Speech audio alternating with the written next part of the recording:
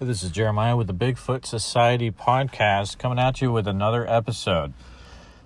Before we get too into it with this episode, wanted to spend a few minutes talking about different ways that you can support the podcast. If you go to our Instagram page at Bigfoot Society, you can, of course, like and follow and be involved with the conversation there. It's a good time. There's a lot of great content. But also, if you go to the Linktree link in the profile on that page, there's a lot of cool stuff that you can look through. We have a Redbubble store where you can get stickers, you can get shirts. We have an Etsy store where we have a lot of good shirts there as well. And every purchase that you make helps us grow the podcast. And we have some huge plans for the future, but we need some support in order to get there. Also, you'll see there's a link there too where we have an Amazon wish list store, or an Amazon wish list we put together.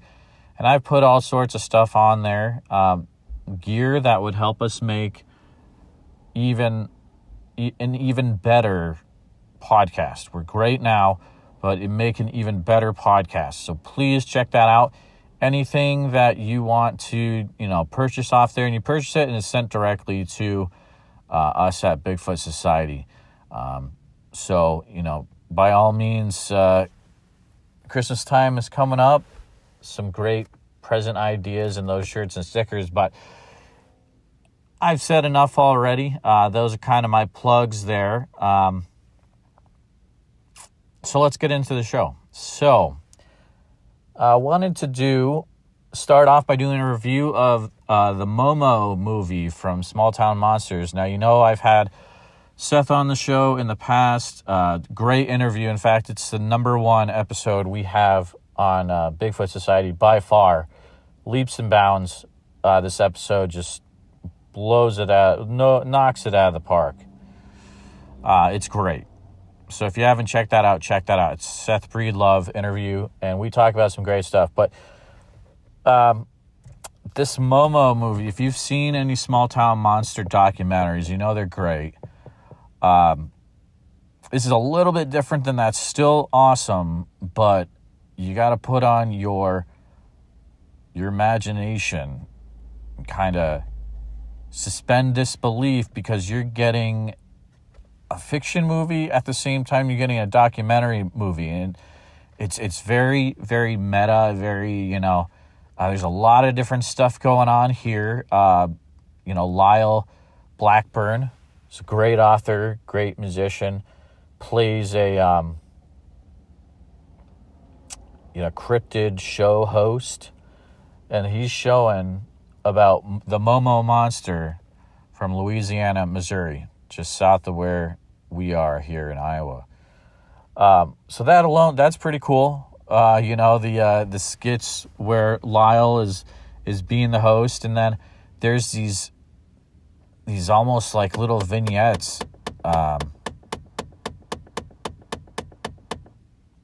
Editor's footnote. I'm recording this in my car. You just heard my car making a weird noise because it's having some weird heater issues. Anyways, so if you don't, want Bigfoot Society to have to record in his car, hit up that Amazon wish list to get us a recording studio set up. Anyways, back to the MOMO review. So the Lyle stuff is great. It's got these little cartoon intermission. I mean, I would watch cartoon, which is Cartoon Lyle finding cartoon cryptids. I would watch that all the time with my kid. I watch it by myself if it was, out there. So whoever the artist is that made the Cartoon Lyle stuff, Small Town Monsters Cartoons Cryptid Edition, let's make it happen.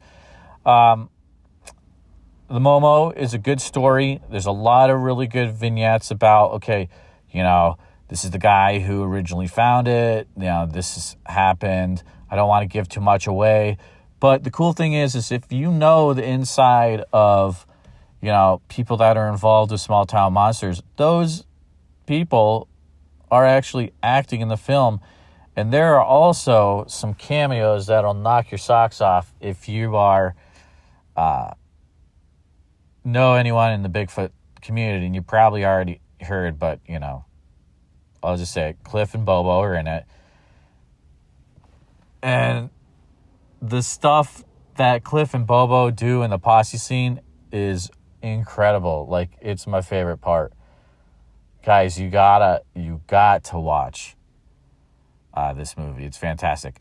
On the flip side, I love it when these guys show small town Americana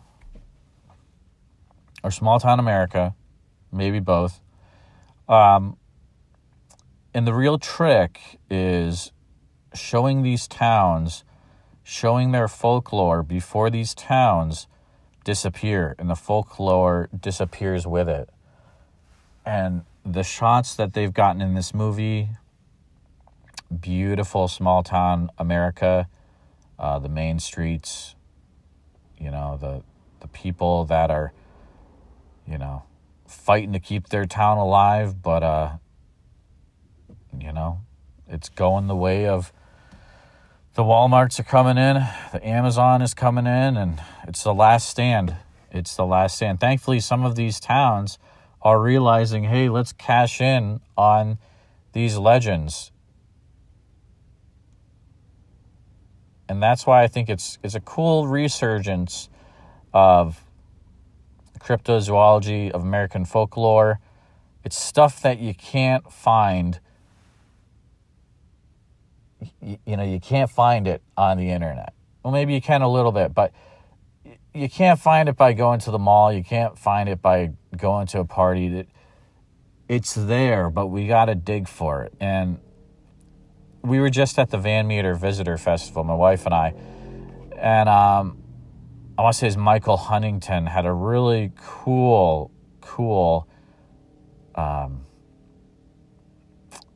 talk about how he researches these legends and then goes around the U.S. with his family and visit them. It's really cool.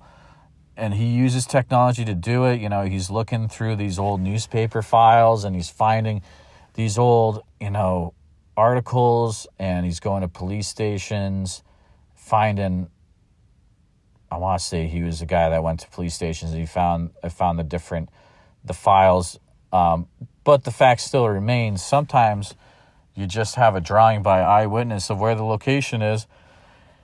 But you got Google Maps, and you got a bird's eye view, and you can figure it out where it is. That's very cool. I just went on a super tangent there, but that's okay.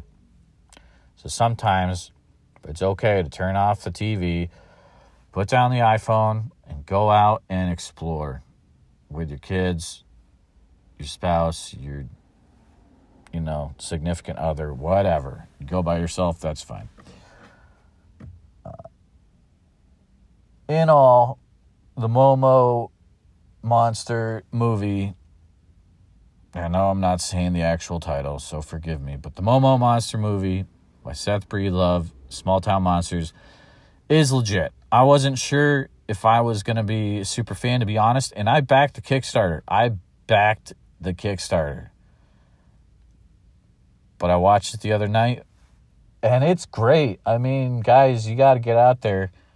Get yourself a copy of it. You can get an actual disc, or you can go to your, I don't know, it's probably on iTunes, Amazon Prime, look at the usual suspects, and you can check it out. It'd be a good time. So, I recommend it. Check it out.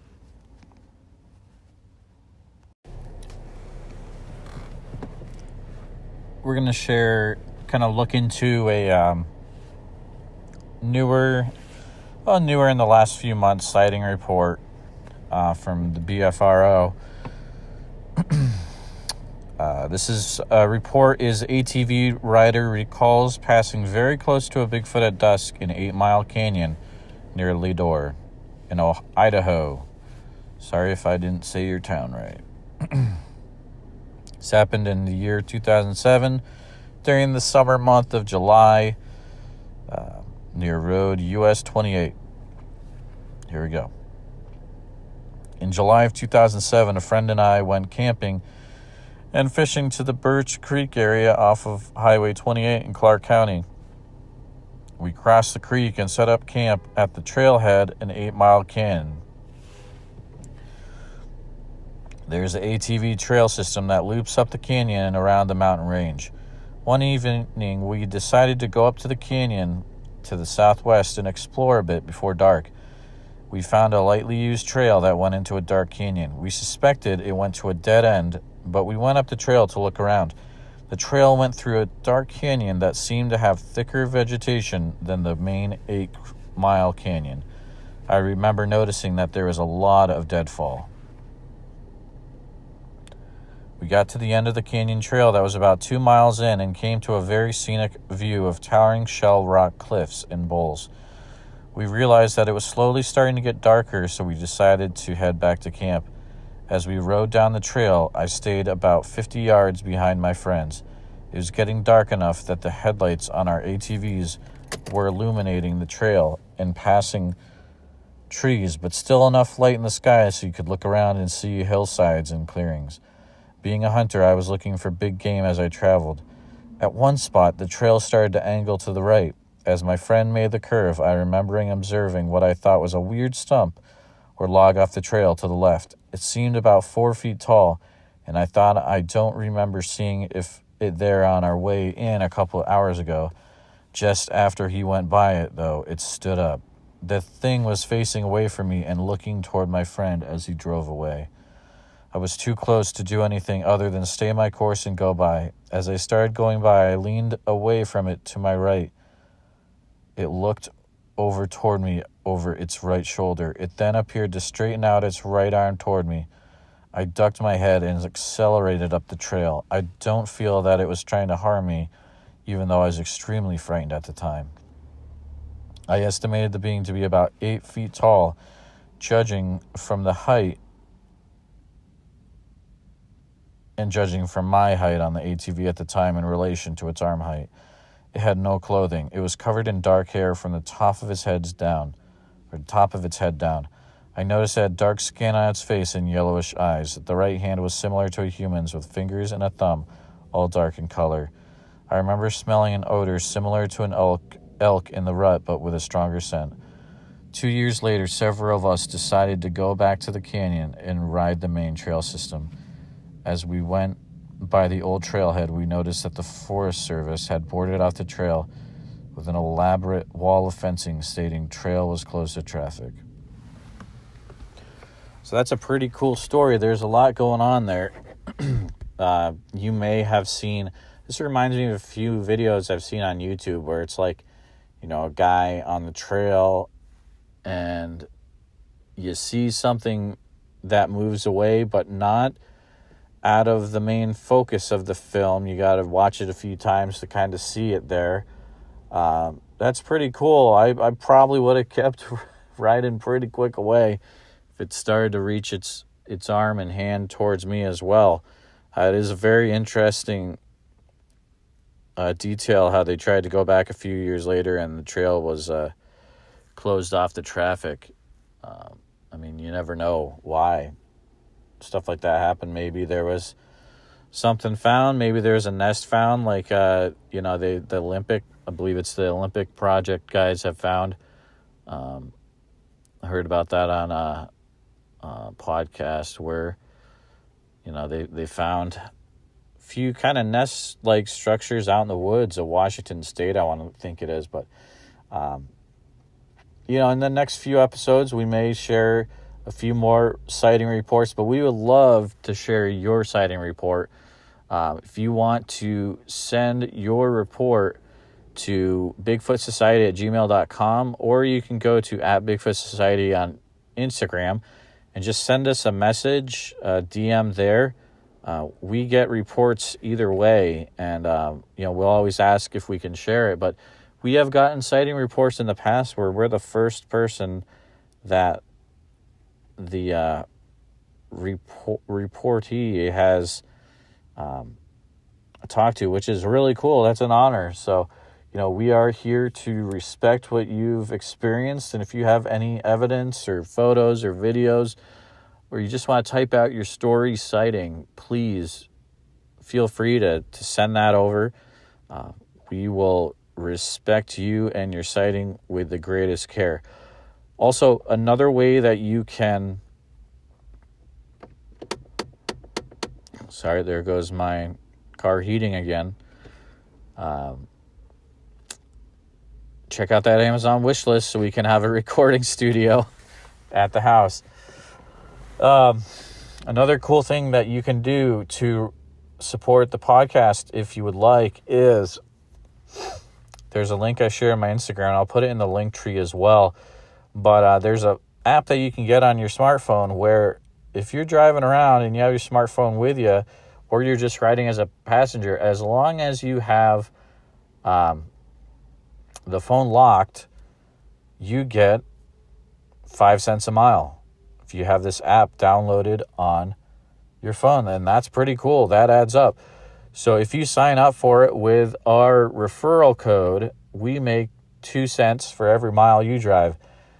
And if everyone does that, and we're going out and we're looking for Bigfoot and we're traveling across the U.S., we're going to have some funds, some support for Bigfoot Society podcast before you know it. And we will get a much better listener experience with better quality audio. And I've got gear on there so that I can, have in the field interviews. If I, travel to certain people I want to interview, or maybe sighting reports, I can record those better. So keep that in mind. There's a post about it on the Instagram, but I'm going to put it on the link tree too before I upload this episode. Again, check out the MOMO Monster movie by Seth Breedlove and Small Town Monsters. And we're going to try to get another interview going here for the podcast. Who knows who's next? Get ready. I may be approaching you. You have no idea if it's coming or not, but going to try to get a new one, a good one, and see if we can get one just as good as the Seth Breedlove interview. That's our top one so far. But again, thank you for taking the time out of your day, your night, to listen to our podcast. As I said earlier, you heard in the little blurb probably, Anchor is easy to use, and feel free to, you can send us a recording message if you are listening to us using the Anchor app, which I recommend, or just contacting us, on the app Bigfoot Society or BigfootSociety@gmail.com. Again, stay squatchy, keep on squatching all those Bigfoot catchphrases, and we will catch you in the new episode. The next episode is what I meant to say.